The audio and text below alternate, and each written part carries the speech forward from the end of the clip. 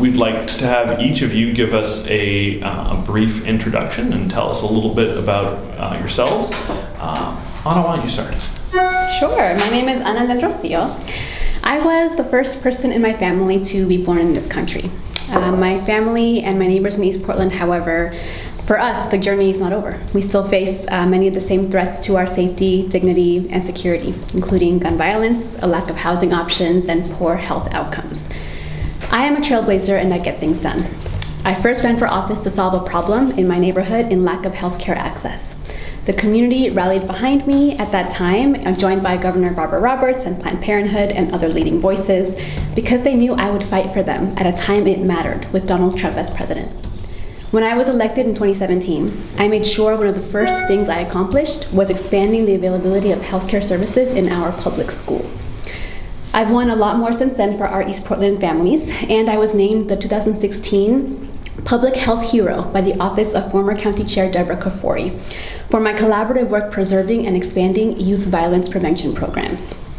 I'm running for Multnomah County Commission because District 3, now more than ever, deserves a leader who can fight for the interests of East Portland families and communities, not multinational corporations, as we seize this opportunity to chart a new path forward after a few devastating years. The priority issues we must address: housing and homelessness, mental health and addiction treatment, and community safety deserve trusted leaders at the helm. I offer directly relevant experience, a track record of accomplishment, and broad community backing to meet the complex challenges that we face. I'm known for bringing people together to get results on the issues that matter the most. Among all candidates running, I have earned the broadest and deepest coalition of endorsers, including the Oregon League of Conservation Voters, Votes Pro-Choice, the Oregon Working Families Party, the Oregon State Council for Retired Citizens, the Joint Council of Teamsters number 37, and many more, along with elected and appointed leaders at every level of government from school board to Congress. As Executive Director of Oregon Futures Lab and Color Pack, I expanded my work on diversity and inclusion to include public offices throughout the state, because we know that the best policies and budgets come from having a diversity of viewpoints at the table. We know that the problems we face are decades long in the making, and we know that we can't solve problems with the same kind of thinking that created them. Our government has long been a target of corporate lobbyists, but I'm a leader who comes from the community and is accountable to the community. I care about the future of all people in our district because I'm raising my family here. What happens here matters. My vision for East Portland goes beyond having just our basic needs met. It includes a thriving ecosystem of local businesses, community centers, arts and culture, resilience hubs, and accessible green spaces on both sides of 82nd Avenue. That's why I'm running, because East Portland deserves a leader willing to put the health and thriving of our communities first. I'll never stop fighting to make sure Multnomah County's best days are ahead of us. I'd be honored to earn your vote and your endorsement to be the next County Commissioner for District 3. Thank you. Julia. I'm just going to hand out just some biographic information, so I don't have to go through it, and some of you know that already. Good morning. I'm Julia Brum-Edwards, and I appreciate the opportunity to be here this morning to ask for your endorsement. I'm running for the County Commission because our home community, which has been a relatively safe, affordable, thriving place to live, work, and raise a family, is under great stress right now. If you look at any number of statistics, the point is proven what the crisis is right now. We have record amount of crime, gun violence, homeless on the streets, and also we have a humanitarian crisis before us. As we all know, if you go through any of our neighborhoods, you can see what's happening in our street. We have thousands of people without access to basic services. Last year, the last recorded count, we had a record number of people who died on the streets, 193. So we have a humanitarian crisis, and I see this as the most urgent issue facing the County Commission and elected leaders in the region. Just to give you an example also of the impact on District 3, if you look at the 911 statistics, the key, if you look at last year, Bridle Mile, just take a typical Southwest neighborhood, Bridle Mile had 586 calls, 911 calls. As you move east, you cross the river, the numbers start going up, they get to the thousands. By the time you get to Lentz, there was 8,733 911 calls. And some of those are for police and some for non-police, but clearly District 3 is heavily impacted by what's happening in our community right now and the greatest challenges. The county's in a unique position to improve things. This is what I think the opportunity for the next county commissioner is. Not only is there funding, but the county has some critical responsibilities to address the key challenges, whether it's homeless services, it's the mental health authority. It also has responsibility for drug treatment. And if you look at the county and the levers it has to improve things, I know that I can bring my skills, experience, relationships to tackle the biggest problems, as I've done for 20 years as a community leader and also for 9 years as a school board member. I have a strong record of building really deep, diverse coalitions to tackle big issues and delivering results and also accountability. I'm going to give just a couple examples in the background material. I gave you those longer list of examples, but in 2003, during the recession, when school districts across the state were facing horrific cuts, including the school districts in Multnomah County, PPS was facing shortening the school year by 5 weeks, which was going to be the shortest school year in the nation, which was chronicled in Doonesbury. I got my elbows out, partnered up with the mayor and the county chair and hundreds of parents across the county to come up with a temporary funding solution, and which prevented the cuts and restored the whole school year. Another example during COVID is I got a call from OHSU. Local health systems were in desperate need of PPE. You couldn't buy it even if you had the money. Asking if there was a local manufacturer, and I rallied the team and worked with the Nike manufacturing team and other local businesses. Ultimately, we manufactured 300,000 units of PPE that we gave to OHSU, local health systems, to protect frontline workers. Those are just two examples of work I've done. Provided leadership, obviously, on the Student Success Act, marriage equality, and a host of other things. So those are examples of what I've done. I think also importantly is how I've done it. I'm a public official, so people have seen how I operate, but I think I bring some key things to the table. One, I'm tenacious. In large public institutions, sometimes you have to get your elbows out. You need to really be persistent. You need to keep asking the same question. You need to keep demanding action and holding people accountable. And so being tenacious is really a key quality to be effective. I also listen to the front lines, people closest to the problems, and people who are doing the work are the ones who have often the best solutions or ways to make the work most effective. And so I always listen to the front lines. I also have a bias for action. We need to stop having endless conversations, and at a certain point move from planning to implementation and action, and that's what I'll bring, and that's what I brought. I also, the way I work is I'm very focused on measurable results as the measure of whether our activity has made the difference that we're expecting. I also am well known for holding organizations and myself accountable for results. So those are the things I'll bring. I'm also, not afraid to ask tough questions, to be a lone no vote if that is what is going to move an issue forward or advance a particular position.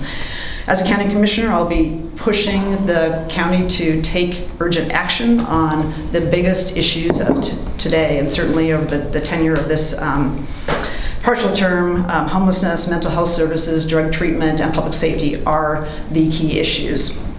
Let's have you stop there, Julia. Okay. Albert, let's hear from you, please. Okay, thank you.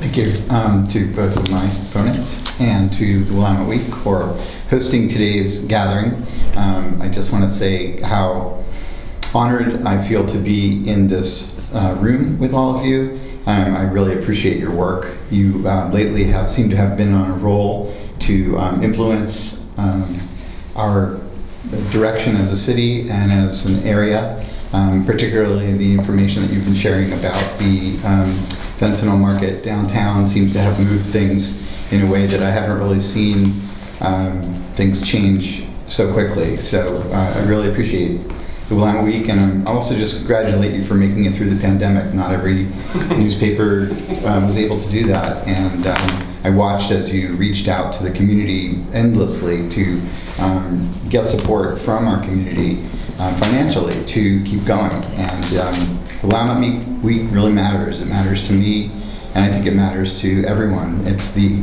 paper that's sitting out there, that's accessible to people who live where I live. So I'm very grateful to be here, and I feel a little bit like I want to collect autographs. I think I've been reading Nigel since I lived in Seattle years ago, so I've been following your work for years.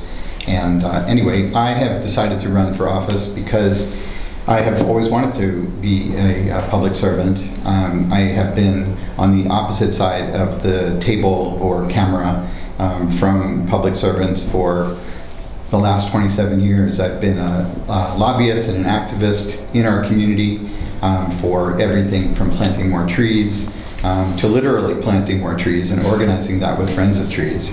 And so I continue to do that kind of work. I started an organization called We Keep Trees Standing, which is a Facebook group that has about 800 people in it who are all tree lovers and who will come to the aid of a tree that is threatened or trees that are threatened. Last year we organized with other groups to protect a group of trees out in Gresham called the Shaw Woods.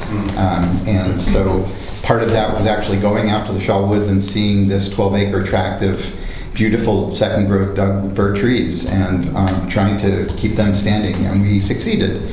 And we don't always succeed. We lose trees left and right, but there have been some successes, and it's heartening. And that leads me into, I think the biggest reason that I'm running is that I've been leading an ideation company for the last 15 years. And what I had hoped to do through that was to get paid to think. And part of the thinking that I do is to support small businesses that are in the area, nonprofits, and individuals who have projects through various kinds of digital marketing. And so I've been using those tools for other people. I've also been using them for myself and for my various projects, and I'm using them in the current campaign.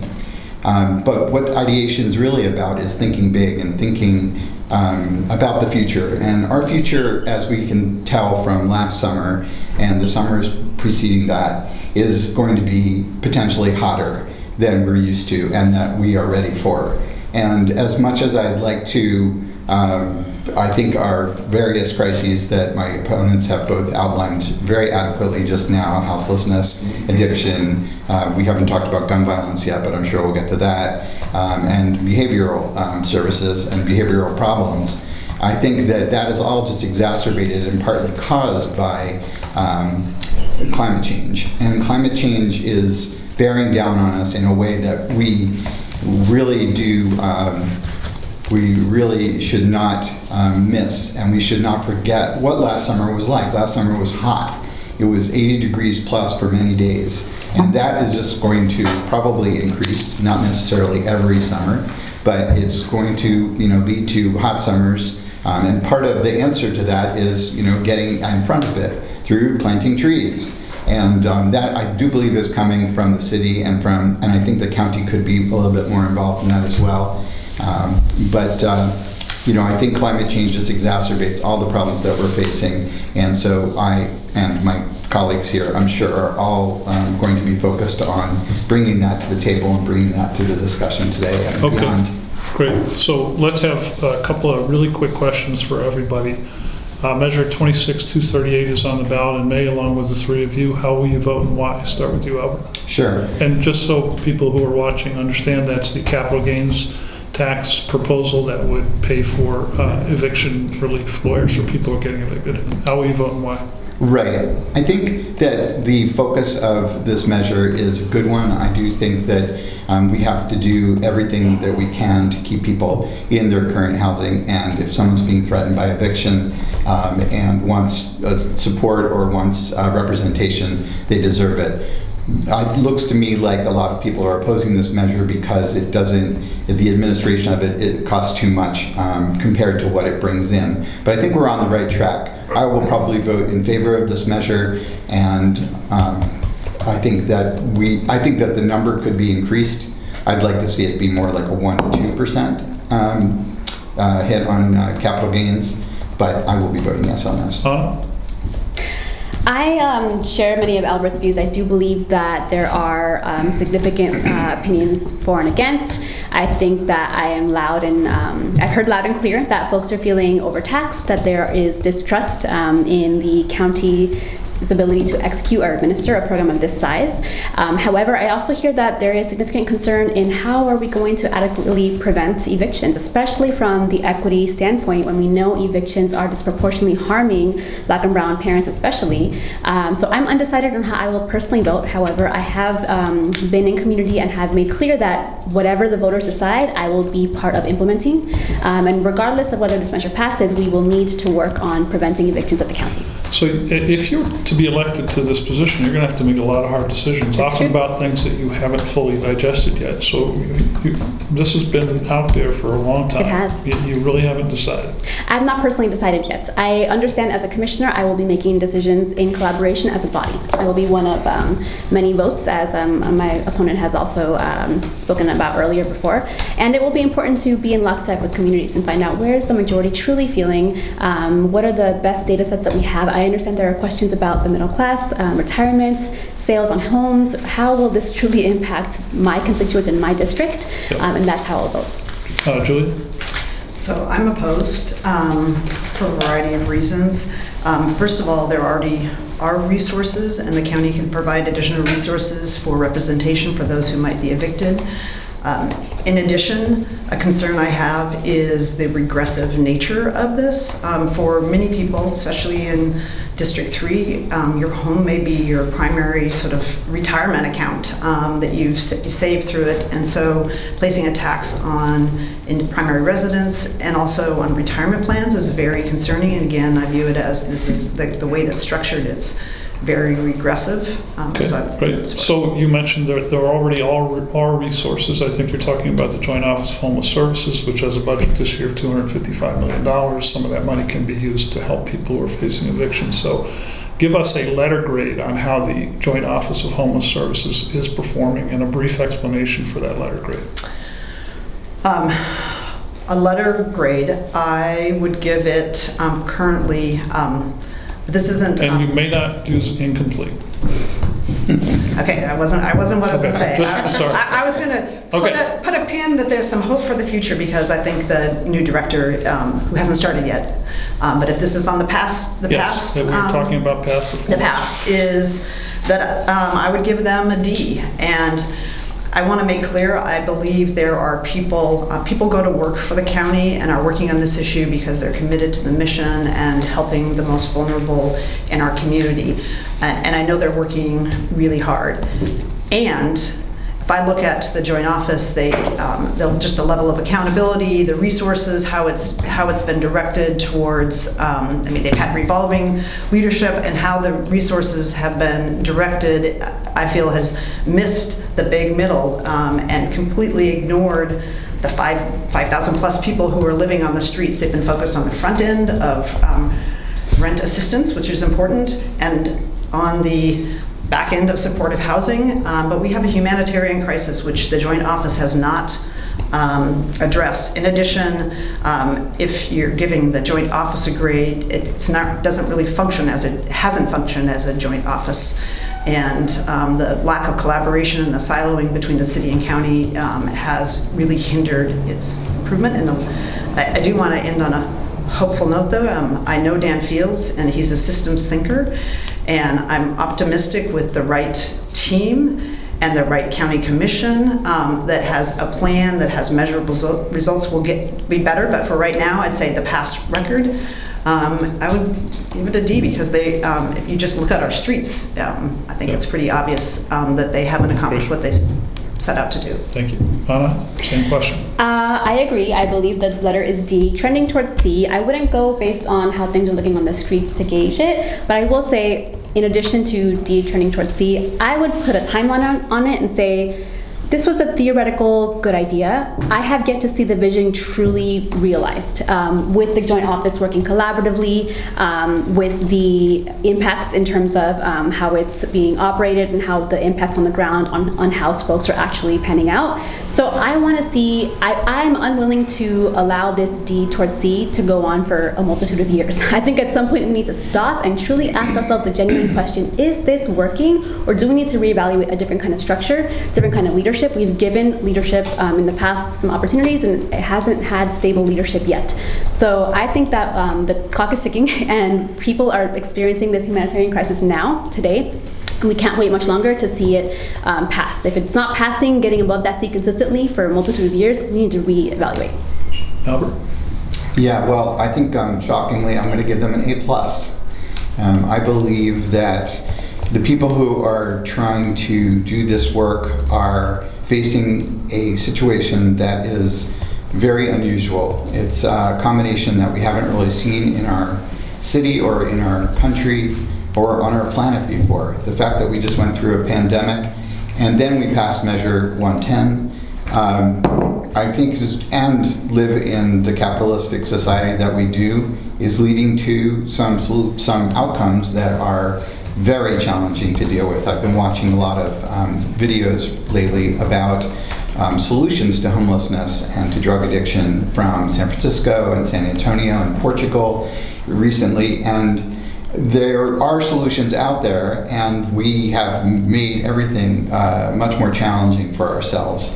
I do think that if I were elected to the commission, I would probably be reaching out to greater sources of assistance. I think it's time to have conversation with FEMA about this. I think that it's lovely that we imagine that, you know, having another leader or two in the right place is going to solve things, but we have been sitting on this issue in this way for a really long time now, and other cities are facing the same problem. I wish that, you know, we had that leadership alone would solve this, but I am not sure that that is the case. Okay. I think we have all the resources. I'm going to finish my sentence. Okay. I think we have all the resources that we need financially. I think that there's some other kind of outreach that we probably need to do, and some other help that we could really use right now. Great, thank you. Anna, you mentioned your experience on the David Douglas School Board, but you left that position early. How long after you were elected did you leave the position, and why did you leave it? It was under 2 years. When I ran, I was partner. Shortly after swearing in, I became a single parent, which I came to find out in my role after that as statewide director of Color Pack. It's not an uncommon experience for women who enter public office. My family's structure changed, and these are volunteer positions. I no longer was able to secure the childcare I needed to attend all evening meetings. This was prior to the pandemic, when there were no Zoom accommodations for public meetings. But I did deliver on what I campaigned that I would deliver on that school board, which is really making sure that that school-based health clinic was serving the community it needed to serve, and spearheading the very first racial justice initiative at the board level in a majority minority school district. I've stayed involved. My kids attended elementary school there, and the call to public service never went away. So I'm in a different place in my life now with my family, and this is a different kind of position where I could commit a lengthier amount of time. Okay. Julia, you've been on the Portland School Board. This is your third term. And at least 3 of the people who are serving with you now have endorsed Anna. And others have raised questions about whether they can work with you. So could you explain why the people who are working closely with you at PPS are endorsed one of your opponents? Yeah, I would welcome anybody to look at my list of endorsements, because what it demonstrates is a very diverse group of people who I've worked with for 25 years. I mean, starting off with 3 Oregon governors who I've worked with on a variety of issues. But let's talk about the school board. I'm really proud that since 2017, the 4 school board members of color that I've served with are all endorsing me. And frankly, I didn't ask the 3 members of that have endorsed Anna for their endorsement, because if I look at who's relevant to District 3 voters, it's the endorsements that I have, and the people who have fought for East Portland I found the two West Side members have not been that engaged in East Side issues, and in fact, when push came to shove on whether the school board was going to vote to close the Lent neighborhood program, which is a disenfranchised program without a significant voice, that pretty much the West Side members voted to shut it down. And I'm proud of the endorsements I have. When you've been in public life and you make tough decisions, you get your elbows out sometimes because you need to do that. Sometimes you're going to make people unhappy. Okay. And certainly I've done that in the time that I've served. But I'm also proud, if you look at the long list and who they are, I've got community elders, state legislators, say 3 Oregon governors. I'm proud of the endorsements I have. And I think they mean something to East Portland voters and the voters in the district. So since leaving Nike, you've started your own company, is that correct? That's correct. What does that company do? It provides business strategy. It's focused on, right now I'm working on developing greater trade relations, both export and import from Vietnam, and developing cultural relationships. It also provides community engagement services to nonprofits and also businesses. How many clients do you have? I've got 3 or 4. Who are they? That's not something I'm going to disclose in a meeting. So if voters elect you and you've got these clients, are we going to find out who they are? How are we going to know that they're not influencing you as a county commissioner? I wouldn't be, I'd be discontinuing that work. The county commission is a full-time job. Is one of your current clients Nike? Yes. Okay.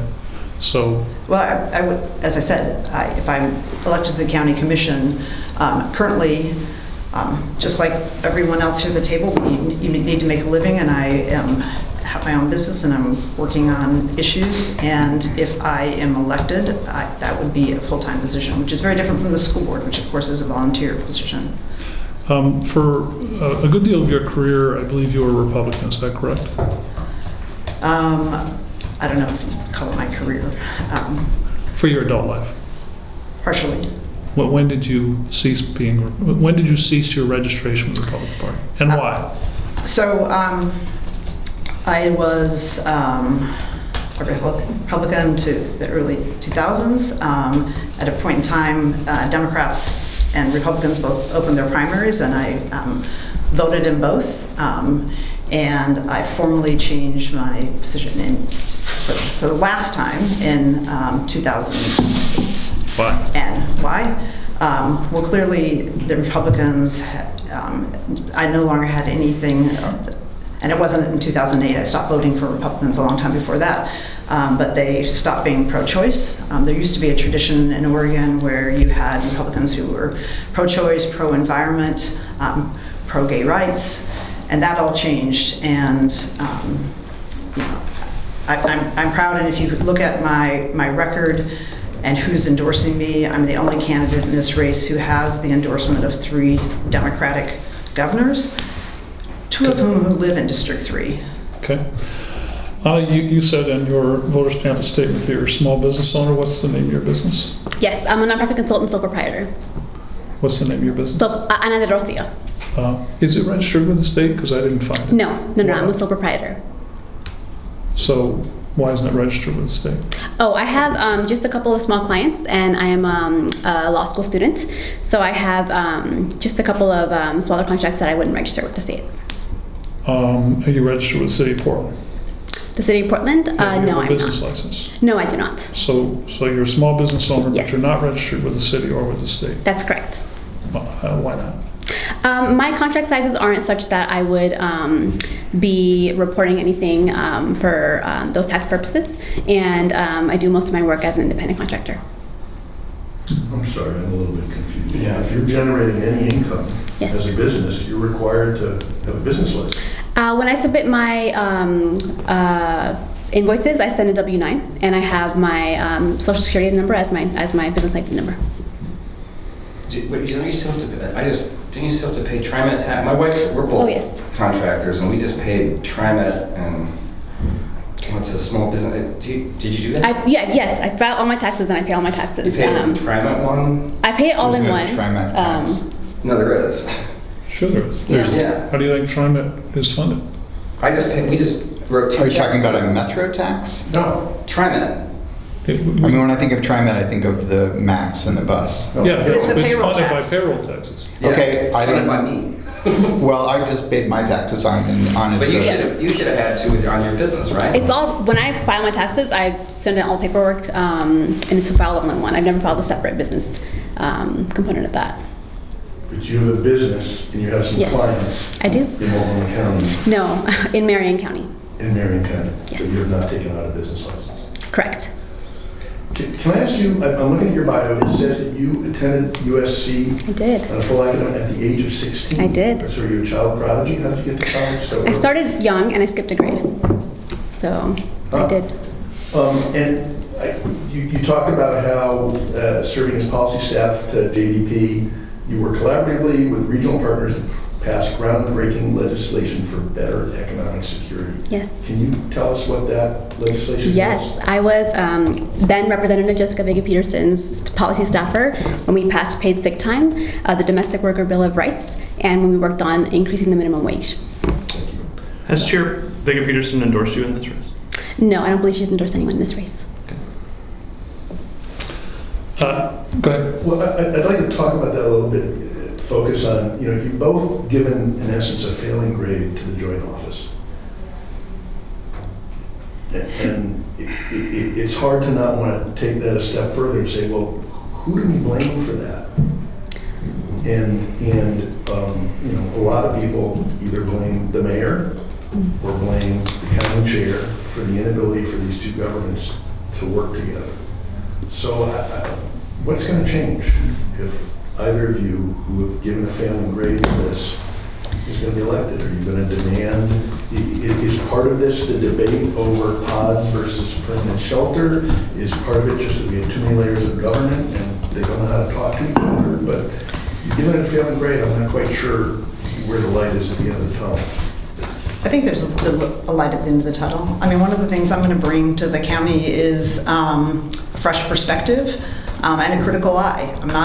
Haven't been as you all know, a political insider at the county. And so I think I'll be able to look at things with a fresh perspective. I also have had a long... Well, with all due respect, there are a lot of new perspectives. Okay, but And the mayor has a perspective that's completely different from the council. Well, So what is your perspective? Let me share the second piece, is I also have I haven't always agreed with the city council or the mayor, but I have effective working relationships with them. And I believe that that's one thing I'll bring to the county commission. I have effective, productive relationships with the current county commissioners and also with the city. And we need to make it a joint office. The IGA, the Intergovernmental Agreement, is going to be renegotiated. And I think it needs to be renegotiated with very clear who's responsible for what and how. And I'll insist that there is an outline of how we're going to work together to accomplish the objectives that need to be accomplished for this region. Okay, so who should be responsible? Who is responsible for the past work or the future work, sorry? Both. The past, I think, is very clearly the county commission and the city council. They're the two parties to the joint office. So the accountability is with the elected leaders. Going forward, it's the same thing. It's the two bodies. They have to make it work and they're going to be held accountable. And this is what, I think voters are having a conversation And with. has the county chair not been held accountable to date? Which one, the current one or the former one? Both. I don't believe either the county chair or the mayor was held accountable for the lack of, the siloing and the lack of working together to accomplish something or to make improvements. So I'm just struggling. You're saying your answer to this is that you have good working relationships. With all due respect, that's not terribly convincing because all these people have good working relationships and yet they can't seem to Well, work not all. And I will say, if you look at my track record, I'm very focused on creating a plan, setting timelines, goals together. So what you don't see is the. Is it possible that it's just a non-functional organization? I think it is possible. Well, that's why- Work together? well, that's- And the city should back out and take its money and they should go their separate ways? I don't believe so because both the city and the county have roles to play in this, and it's very important they work together. And I think the fact that they haven't worked together is why they haven't made improvements. So I think there needs to be a complete reset and very much stronger direction from the county commission on how we're going to work together to accomplish our goals, and the city being true partners, not just we're not going to communicate by press release to each other or sending each other letters. So how would you get Sure. there? So I think a great deal has been said about the recent history of city-county relationships, including that they are steadily improving under Chair Vega Peterson's leadership. However, I'll add a couple things to the discussion. One is Portland is not the only city in Multnomah County. So we have 8 cities, 13 unincorporated areas, and several census-designated places. I raise this technicality because I think it's important to listen to our rural community members who rightfully point out that we can be far too Portland-centric, and specifically downtown Portland-centric, when talking about local government. When we think about the need for regional solutions to regional problems, the county will need to partner with the municipalities, but also with Metro. I'm the only candidate in this race who has earned the endorsement of public officials from Hillsborough to Gresham and every level of government from school board to Congress. I'm the candidate that our democratically elected leaders know and trust to work on this cross-jurisdictionally for the most effective and strategic use of taxpayer dollars. In terms of what I would do to improve city and county relationship, skillful diplomacy is a given, but I'm less worried about the work it'll take across our 10 commissioners in Portland and Multnomah County, and more about how we're going to regain the trust of the constituents when it comes to local government. I've heard far too often on the campaign trail, as long as elected leaders are fighting each other, they're not fighting for us. And I tend to agree. The recent decision that the city made to renege on its commitment to Black Portlanders is not what will restore trust. What will restore trust is expanding on programs like the county's Multnomah Mothers Trust Project, bringing long-term stability to Black mothers and their families. What doesn't inspire trust is the Ritz-Carlton being allowed to evade its responsibility to include affordable housing in its new building downtown, and the public not having real answers as to how that $8 million fine will be spent in support of inclusionary zoning. Legacy Mount Hood almost getting away with closing a birthing center erodes community trust. I was at that vigil. I stood with women and parents who didn't know how they were going to navigate being left in a reproductive healthcare desert. These kinds of situations present opportunities for the county to come together with cities to defend and protect the Can I ask public a good. Specific question? Please. Just a couple of specific questions. Do you support Mayor Wheeler's, this is for all, do you support Mayor Wheeler's plan to create camps for people who, want to live in towns outside that have services? Yes or no? Not as currently drafted. Yes, I think we need a whole range of options. That's not going to be the sole solution, but I think it's much preferable to people living on the streets without any basic services. Okay. That no showers, no trash pickup, no bathrooms. So you're a yes, you're a no? Yes. Yes, okay. Do you support, do you think that the RA Terrace neighborhood is right to fight the warehouse that's going in at the old Kmart site? Are you pointing at me or? Anybody. Okay. I think they are. I think that the air quality concerns are significant, especially for populations who are vulnerable, youth, seniors, people with disabilities. The Multnomah County is the local public health authority, and we do have a responsibility to listen to neighborhoods and listen to these constituent voices. So do you in think their the state response. erred when they changed the land use laws that allowed Pro Lodges to build a distribution center right I do. there? Okay. So I've actually been in contact with both Commissioner Sushila and Commissioner Rosenbaum, who one of them has the high school and the location in their district, and the other has students who go to the high school directly nearby. And I think it's really important for the county to step up, and not as a yes or no on the permit, because that's a city decision, but really to elevate the potential public health risks, or what are the environmental impacts on the high school community, which is right across the street from the location. This is, to me, it's very similar to Harriet Tubman Middle School, where we had to sort of get our elbows out with ODOT when they wanted to move the freeway even closer to the school, to really highlight what are the health impacts on the students there. And I think that's the role of the county. Again, it's the city decision whether they. Yeah. Any thoughts on RA Terrace and Pro Lodges? Yeah, I think that any organization has the right to lobby against something that they're nervous about coming to their community, no matter what it is. And in this particular case, I think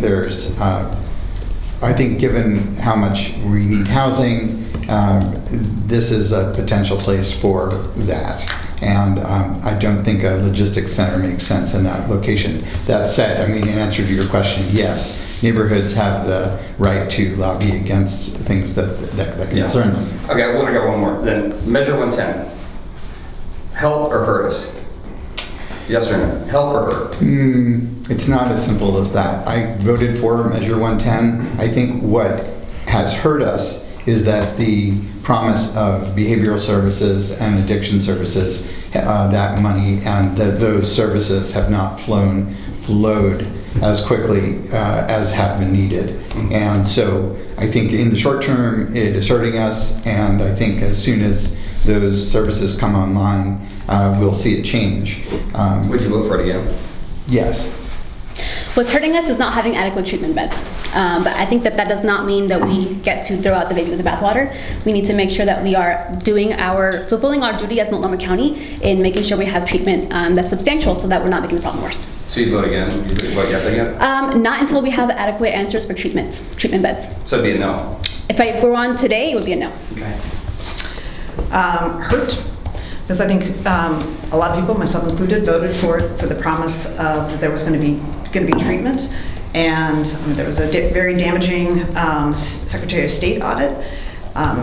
There's clearly some things that need to be fixed. The legislature has taken some action, but again, it's going to depend on the implementation. So I'm not convinced yet that the fixes that are in the pipeline are actually going to help and result in more treatment. If I had to vote for it again, I would be a no. I would say go back and create a better measure. The goals were laudable, treatment, and also to not have disproportionate criminalization of drugs, which disproportionately impacts people of color. So good goals, but like go back to the drawing board. So if we could go back to the joint office real quick. We've had a lot of candidates in here that their answer to what has gone wrong with the joint office is just relationships, and that whatever candidate we're talking to, their pledge to fix it is that we're going to have better relationships, which we've just heard a lot. Can each of you give us something concrete about where you think the money is being spent right now and where it should be spent instead? Julia, we'll start with you. Yeah. So the most important thing is that they have a plan, and they identify the individuals who need services, what services are needed, provide the services, and then look at the efficacy of whether did it move people off the streets. If I had to say how the money should be prioritized right now, I'm going to go back to what I said earlier. They focus on rent assistance and also on the supportive services, permanent supportive services, and there's this big place in the middle that leaves the thousands of people on the street with no public services, or maybe waiting for years. Right, but what's the place, what is that middle place where you would put money right now if you could? It would be in the whole range of alternative shelters and transitional sites. So more alternative shelters. Mm-hmm. Do you think the Safe Rest Villages have worked? I think they're one small piece of this, like an ecosystem of alternative shelters. So you've got the mayor's plan, you've got safe parks, you've got the hotel conversions. You're going to need all of those, frankly. Do you think that's fiscally responsible? I mean, like right now, the price tag for Safe Rest Villages, 2 are currently open, is $52 million. Yeah, I'm not going to defend one particular form of shelter because I think we need a whole host of them, and it's not going to be cheap. But I also think that the alternative is to leave thousands of people on the street with no basic services. Moving them into an alternative shelter provides them safety, it gets them stabilized and better prepared to accept either mental health services, drug treatment, and get them on their path to permanent housing. But I believe that there's been too much focus on, not too much focus on, it's not bad, but this centerpiece, and we're just going to accept that 193 people are going to die on the streets. So you think more of the SHS money should be going to shelter right now? With support, basic supportive services, because I believe that's what, having talked to lots of providers and people in the system, is moving people from the streets actually and getting them into a safe place stabilizes them and allows them to prepare to accept the services that they Sure, need. yeah. So yes. Can you point us to a shelter or a temporary shelter or transitional shelter that either the county or the city runs right now that you think is doing it well and that you think is a model that the county should emulate more? Well, that's exactly what needs to happen. They haven't integrated mental health services. So do you have a plan for what that peak model should look like? Well, it should be an integrated, so again, the focus has been, we're going to get people into permanent housing. Sure, but we do have some alternative shelters. Like we've got the Safe Rest Villages, we've got the mayor's plan, but you're saying that none of those are the model right now. So what's your plan for what that middle chunk should look like? Well, so it would be get them into safety, providing basic services, and begin to integrate mental health services and outreach workers. But that's the plan already. I mean, that's what the Safe Rest Villages. But it's actually doing it. It stopped talking about it. And also, there hasn't been the focus on this middle piece. Most of it's been on either ends of the system. Okay, thanks. Anna? I have 3 specific ways that we can improve shelters beyond just the mental health co-located services. Number 1, I've discovered that we know this region is a haven for LGBTQI plus youth who often end up disproportionately represented in unhoused statistics. Our shelters don't have capacity to be gender inclusive, gender expansive. We have a binary that really leaves a big chunk of people on the streets who are not willing to enter shelter because their gender identity and expression are not welcomed. They don't belong. We also know that people that have comorbidities, disabilities, a variety of assistance and mobility needs, they are also not well served in these shelters. We need a way to make sure that we have accessibilities for that population. Also, multicultural and multilingual accessibility is not built into the way we operate shelters currently. We have a large and growing non-English speaking population that we need to also make sure have a place in our systems that are literally being spoken to in a language that makes sense to them and that they can receive services in.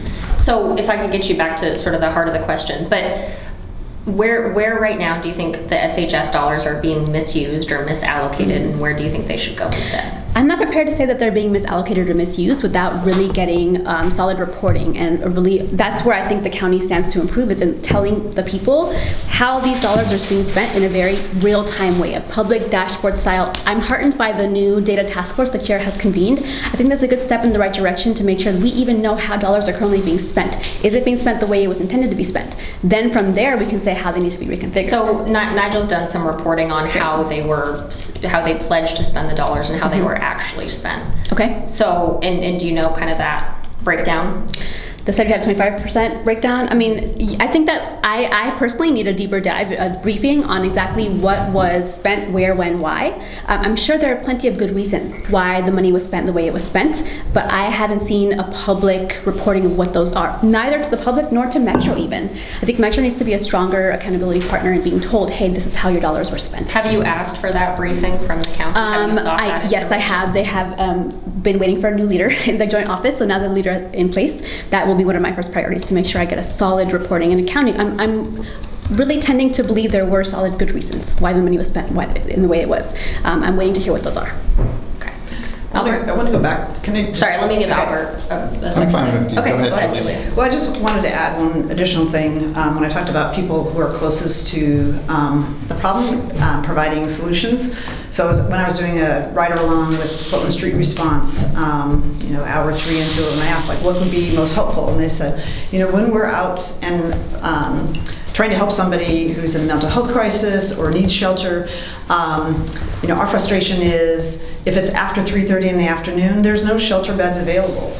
And to find that out, we actually have to spend the time to call all the individual shelters to ask if there's space.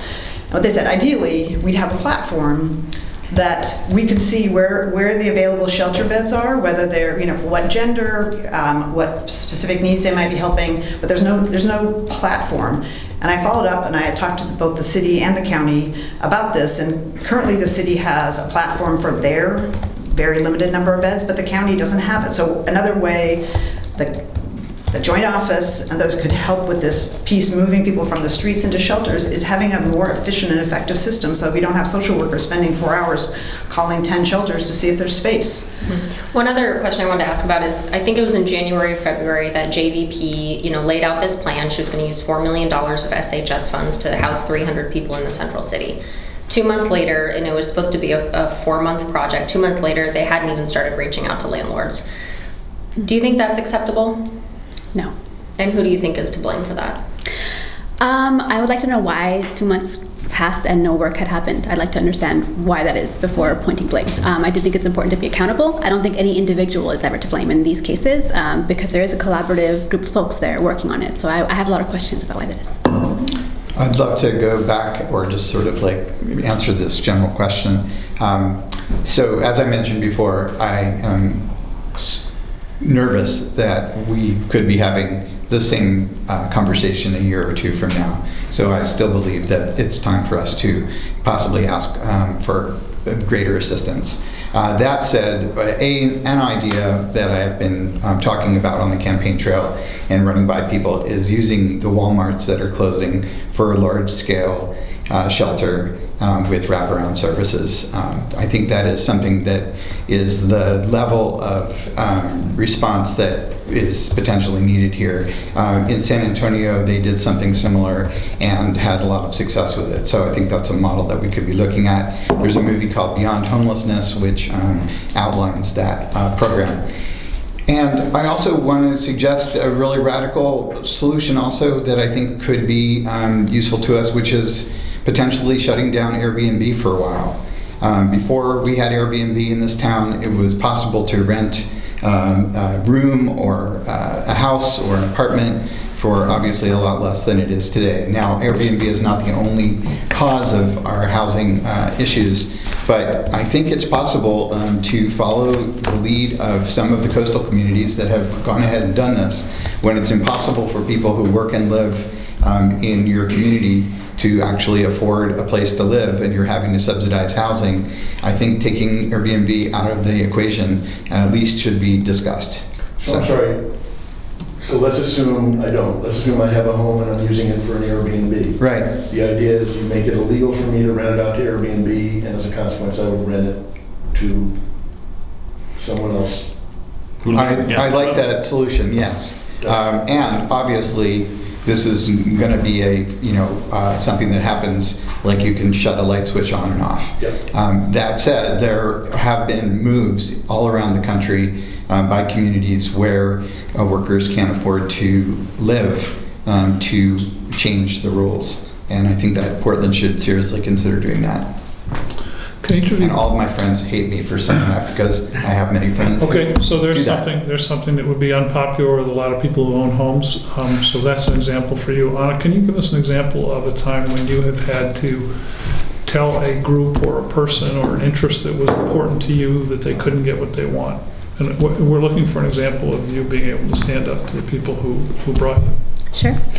When I served as one of the tri-chairs of the most recent Multnomah County Charter Review Committee, the Public Safety Subcommittee decided that they wanted to see much more accountability, stronger accountability measures built into the bare bones of the county charter around public safety, around our criminal justice system, specifically around the way we jail people. What that meant was that we undertook a research project talking with jail accountability oversight experts across the country. Specifically, there's a hub in Texas, a research hub, that had plans and sort of implementation models for how we can build into the charter accountability so that commissioners would be required to have more oversight, more visibility, and more public reporting on jail conditions. That was an unpopular proposal. We received testimony in opposition from Commissioner Vega-Peterson, Commissioner Jayapal, but the community was staunchly in support of building in more accountability for in a non-traditional place in the charter because we had failed so miserably on the health front, human safety front, that they felt this was necessary. So I, in my role as leader of that Charter Review Committee, had to stand up against those who would be providing the additional oversight and say, look, this is a community mandate, this is what we're going to be doing. And the voters overwhelmingly agreed. Julia, same question. So, that's an easy question to answer if you've been on the state's largest school district during several recessions. So I've had to make really tough decisions. One of them, I'll just use an example from my first term on the school board when for several decades, school board members hadn't adjusted to the fact that Portland Public Schools no longer had 70,000 students and only had 50,000 students, and we had neighborhood schools with 100 students in it. And we couldn't, not only did we not have the resources, but you couldn't effectively provide an equitable education to a student. When you don't have that economy of scale, you only have 100 students, and we had lots of them around the city, and I had to vote, and many of them were in my zone, to close neighborhood schools, and that's a really, really hard thing to do. It's the right thing to do. It was the right thing to do because actually students ended up with a much more robust curriculum. But there's nothing harder. You know, I went to Washington Monroe High School. The year, my senior year was the year it got consolidated, and it was closed 2 years later. And it's hard on school communities to lose something that they're very attached to, and they're part of a community. And believe me, 10 years later, I still have people who talk to me about whether it was Applegate or Edwards or a host of other schools that we had closed, but it was the right thing to do for the students, but it was not easy. Is it time to do it again? We're seeing significant declines in enrollment, especially in the earlier grades, which means that, you know, it's going to be hard to fill those chairs as kids get older. If you look at 2001, 2002, and 2003, when there was a very significant decline, and a lot of that was because people felt like their kids weren't going to get a robust education because of all the cuts that were happening. You had a similar decline. I do believe that Portland Public Schools their enrollment is going to return. And I've been very vocal about this. Why do you think that? Why do I think that? Because people made other choices during COVID. And you think they'll come back now? I do, because I believe in the value of public education, and this community has valued it. And we saw that happen after the enrollment declines in the early 2000s. But it's going to come back only if, and I've been advocating for this and pushing for this, is like we need to be talking to our community about the value of public education, which is, you know, pretty unbeatable, I think. And I do believe we can bring people back. Could I tag on to that? Sure. So your article this past week that sort of outlined what's going on with public education and enrollment. I am not sure that public education is coming back, or that young people are going to be filling our grade schools. And I would really like to make a plug for, at least temporarily, keeping the schools open and using them as community centers. I live in a neighborhood that really does not have a community center anywhere near it. We have to use Tabor space, which is a lovely space but is not available as a community center would be. And so if schools are going to be closed, I'd really like to see them repurposed as community centers. And if they're needed back again, like the reservoirs, we'll be able to reopen them, although that's not a very good example, given that they're covering over some of the reservoirs. We're nearly out of time. Does anybody have I have a couple of questions? questions. Oh, good. What kind of question? Gratuitous. You have a couple of I'll start with questions? you. What was that? I want to ask about your endorsements. Yes. If Walmart wanted to endorse you in this race, would you accept their endorsement? Probably not. I would want to know why. Why my endorsements are rooted in trust and you know, wanting to work together in my future county commission role. I would want to know what Walmart's interest. Walmart has a presence in this town. I mean, Sure. You know, if Fred Meyer endorsed you, would you accept their endorsement? Fred Meyer, I would probably consider it more longer than Walmart because they're What I'm local. getting to is you made it very Yes. clear you will not accept the endorsement of the Portland Police Association. I've made it clear I won't accept their dollars because of the unions, organizations. And I trade realize groups. that in Portland, getting an endorsement from the cops is almost like a death knell, and I'm wondering if that's the reason for doing it, or if you have objections to the Portland Police that rise above that of Walmart or Exxon or anybody else who might endorse. I would be more likely to consider a business endorsement than a police union organization endorsement. That being said, I have not sought any because I struggled to see how it would fit well within my purview as county commissioner. Okay. Gratuitous question for you. Did you say gratuitous? Yes. Okay. I just want to make sure I understand like what type of question you're Back in the day, asking. You had a role on the staff of Senator Bob Hatwood, right? Yep. What was the title of your title? I was an intern, then a press assistant, and then the press secretary. And for those of us who can remember, you played an enormously significant role in helping defend Senator Packwood from the allegations of sexual harassment and abuse that predated all of the Me Too movement. Do you look back on that and have any regrets about your role? Well, as you may recall, I was the only staff person who left Prior to your after the allegations came out. Mhm. And the reason I left was because, well, first of all, I will say my experience in his office was I was hired by my mentor at Aphelic, who I'm still friends with, and the entire office was run by very strong female leaders. It was a great place to work. And so when the allegation came out, they were not at all aligned with my experience there. I also hadn't been in his personal office from '86 to '90. I was on the finance committee. And so, what would be my regret is that I didn't leave earlier. Again, it didn't square with my experience working in the office, which had been a place where, say, for example, Senator Hatfield's office had very few women in leadership positions, and Senator Packwood's office had lots of very strong women. And I had never had an issue, nor had I heard of any individuals that had an issue. And I will say, when I left, I got blackballed for two years for leaving because I wasn't willing to continue to say that there wasn't any substance behind the allegations. Thank you. I was told we could ask each other a question. Oh, sorry. Yeah, actually, I was going to bring that up. Yeah, please. Now is the time that we'd like to ask each of you to ask one question to one of your opponents. Sure. Yes, I have a question for you, Ms. Edwards. In April 2021, the county declared racism a public health emergency. What would you do, or how do you plan to address structural racism at the county?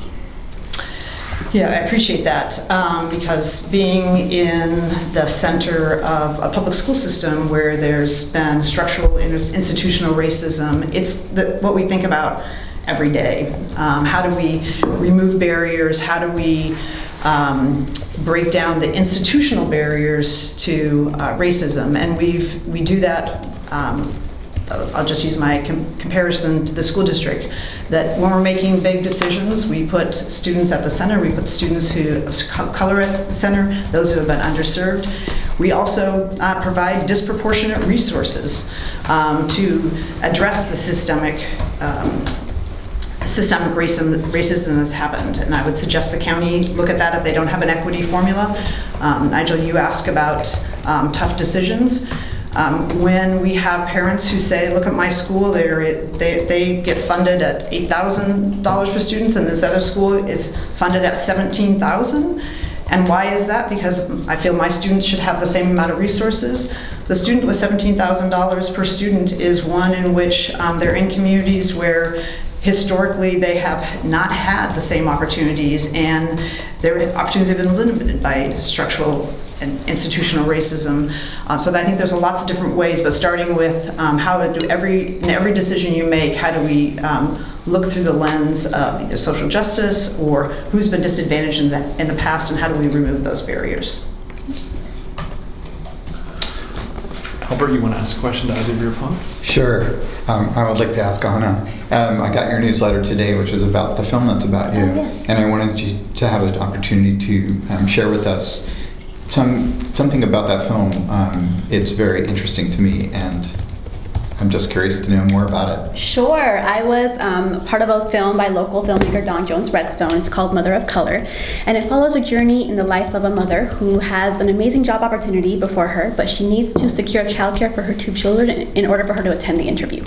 It's been well received. It's received a couple of awards, and my role was in supporting the director with the script writing. I played in the movie, and I supported in the associate producer role. What's the name of the movie? Mother of Color. And where does one see it? May 9th at like an Cinema advertisement. 21. I appreciate the question. I have a background as a community organizer. And as a community organizer, we take advantage of any vehicle we can to change hearts and minds as a foundation of changing policies.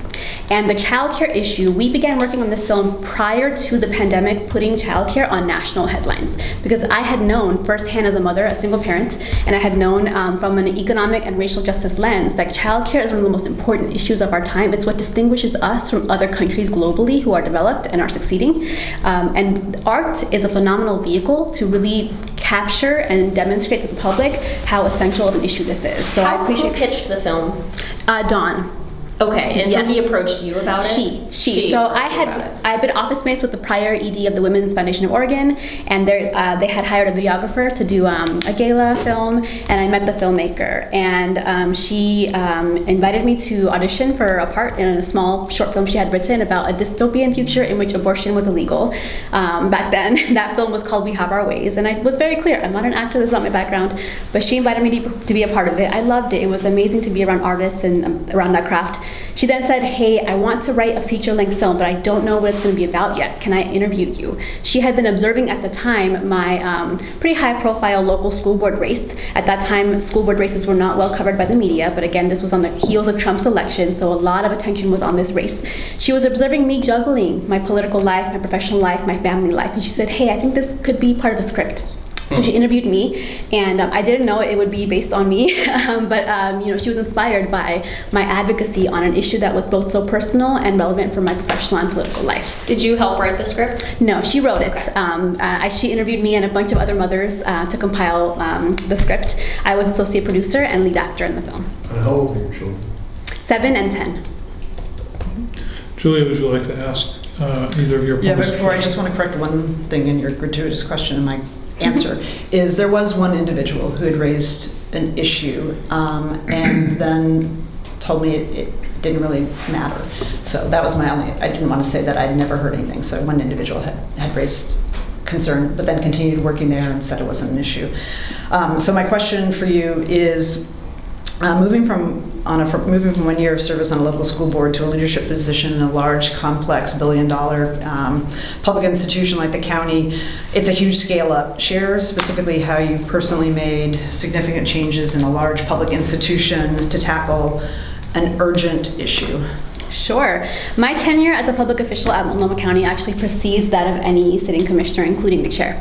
I co-founded and was the co-chair of the very first budget advisory committee for the largest department at the county, the Multnomah County Health Department. So that's one way that we initiated change right away. I won an award for my work for preserving youth violence prevention programs in that capacity, and then went on to co-chair the once per decade charter review committee for the entire Multnomah County government.